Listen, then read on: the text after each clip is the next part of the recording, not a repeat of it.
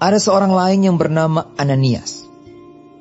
Ia beserta istrinya Safira menjual sebidang tanah. Dengan setahu istrinya, ia menahan sebagian dari hasil penjualan itu, dan sebagian lain dibawa dan diletakkannya di depan kaki rasul-rasul.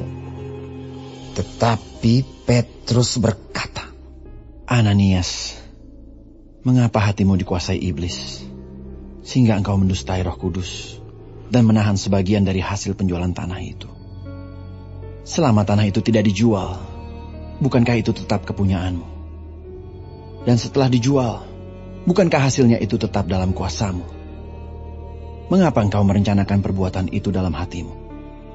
Engkau bukan mendustai manusia, tetapi mendustai Allah. Ketika mendengar perkataan itu, rebahlah Ananias dan putuslah nyawanya. Maka sangatlah ketakutan semua orang yang mendengar hal itu. Lalu datanglah beberapa orang muda. Mereka mengapani mayat itu, mengusungnya keluar dan pergi menguburnya. Kira-kira 3 jam kemudian, masuklah istri Ananias.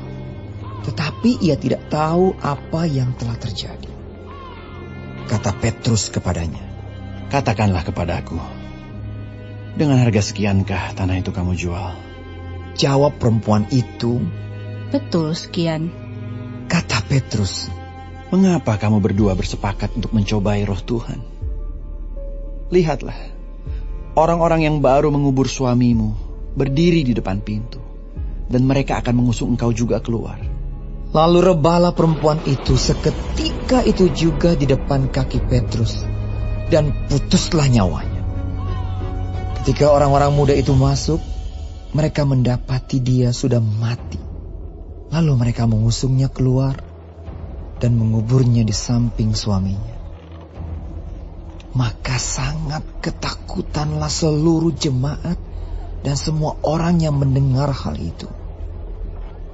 Dan oleh rasul-rasul diadakan banyak tanda dan mujizat di antara orang banyak. Semua orang percaya selalu berkumpul di serambi Salomo dalam persekutuan yang erat. Orang-orang lain tidak ada yang berani menggabungkan diri kepada mereka. Namun mereka sangat dihormati orang banyak.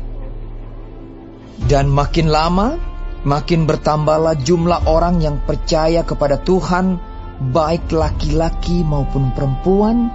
Bahkan mereka membawa orang-orang sakit keluar ke jalan raya dan membaringkannya di atas balai-balai dan tilam, supaya apabila Petrus lewat, setidak-tidaknya bayangannya mengenai salah seorang dari mereka. Dan juga orang banyak dari kota-kota di sekitar Yerusalem datang berduyun-duyun, serta membawa orang-orang yang sakit dan orang-orang yang diganggu roh jahat. Dan mereka semua disembuhkan. Akhirnya mulailah imam besar dan pengikut-pengikutnya, yaitu orang-orang dari mazhab Saduki, bertindak sebab mereka sangat iri hati. Mereka menangkap rasul-rasul itu, lalu memasukkan mereka ke dalam penjara kota. Tetapi waktu malam, seorang malaikat Tuhan membuka pintu-pintu penjara itu dan membawa mereka keluar. Katanya, Pergilah, berdirilah di bait Allah, dan beritakanlah seluruh firman hidup itu kepada orang banyak. Mereka mentaati pesan itu. Dan menjelang pagi, masuklah mereka ke dalam bait Allah, lalu mulai mengajar di situ. Sementara itu imam besar dan pengikut-pengikutnya menyuruh mahkamah agama berkumpul, yaitu seluruh majelis tua-tua bangsa Israel, dan mereka menyuruh mengambil rasul-rasul itu dari penjara. Tetapi ketika pejabat-pejabat datang ke penjara, mereka tidak menemukan rasul-rasul itu di situ. Lalu mereka kembali dan memberitahukan. Katanya, kami mendapati penjara terkunci dengan sangat rapinya, dan semua pengawal ada di tempatnya di muka pintu. Tetapi setelah kami membukanya, tidak seorang pun yang kami temukan di dalamnya. ketika kepala pengawal bait Allah dan imam-imam kepala mendengar laporan itu, mereka cemas dan bertanya, apa yang telah terjadi dengan rasul-rasul itu?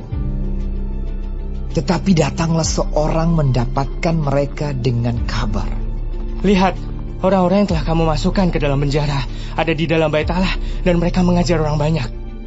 Maka pergilah kepala pengawal serta orang-orangnya ke bait Allah, lalu mengambil kedua rasul itu, tetapi tidak dengan kekerasan, karena mereka takut kalau orang banyak melempari mereka. Mereka membawa keduanya dan menghadapkan mereka kepada mahkamah agama. Imam besar mulai menanyai mereka. Katanya, dengan keras kami melarang kamu mengajar dalam nama itu. Namun ternyata kamu telah memenuhi Yerusalem dengan ajaranmu, dan kamu hendak menanggungkan darah orang itu kepada kami. Tetapi Petrus dan rasul-rasul itu menjawab, katanya, kita harus lebih taat kepada Allah daripada kepada manusia. Allah nenek moyang kita telah membangkitkan Yesus yang kamu gantungkan pada kayu salib dan kamu bunuh. Dialah yang telah ditinggikan oleh Allah sendiri dengan tangan kanannya menjadi pemimpin dan juru selamat, supaya Israel dapat bertobat dan menerima pengampunan dosa. Dan kami adalah saksi dari segala sesuatu itu. Kami dan Roh Kudus yang dikaruniakan Allah kepada semua orang yang mentaati Dia. mendengar perkataan itu sangatlah tertusuk hati mereka. Dan mereka bermaksud membunuh rasul-rasul itu. Tetapi seorang Farisi dalam mahkamah agama itu yang bernama Gamaliel, seorang ahli Taurat yang sangat dihormati seluruh orang banyak, bangkit dan meminta supaya orang-orang itu disuruh keluar sebentar. Sesudah itu ia berkata kepada sidang, hai orang-orang Israel, pertimbangkanlah baik-baik apa yang hendak kamu perbuat terhadap orang-orang ini. Sebab dahulu telah muncul si Teudas yang mengaku dirinya seorang istimewa, dan ia mempunyai kira-kira 400 orang pengikut. Tetapi ia dibunuh, dan cerai-berailah seluruh pengikutnya dan lenyap. Sesudah dia, pada waktu pendaftaran penduduk, muncullah si Yudas, seorang Galilea. Ia menyeret banyak orang dalam pemberontakannya. Tetapi ia juga tewas dan cerai-berailah seluruh pengikutnya. Karena itu aku berkata kepadamu, janganlah bertindak terhadap orang-orang ini. Biarkanlah mereka. Sebab jika maksud dan perbuatan mereka berasal dari manusia, tentu akan lenyap. Tetapi kalau berasal dari Allah, kamu tidak akan dapat melenyapkan orang-orang ini. Mungkin ternyata juga nanti bahwa kamu melawan Allah. nasihat itu diterima. Mereka memanggil rasul-rasul itu, lalu menyesah mereka dan melarang mereka mengajar dalam nama Yesus. Sesudah itu mereka dilepaskan.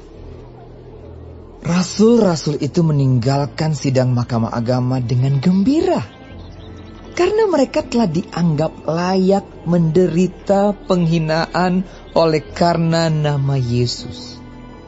Dan setiap hari mereka melanjutkan pengajaran mereka di bait Allah dan di rumah-rumah orang, dan memberitakan Injil tentang Yesus yang adalah Mesias.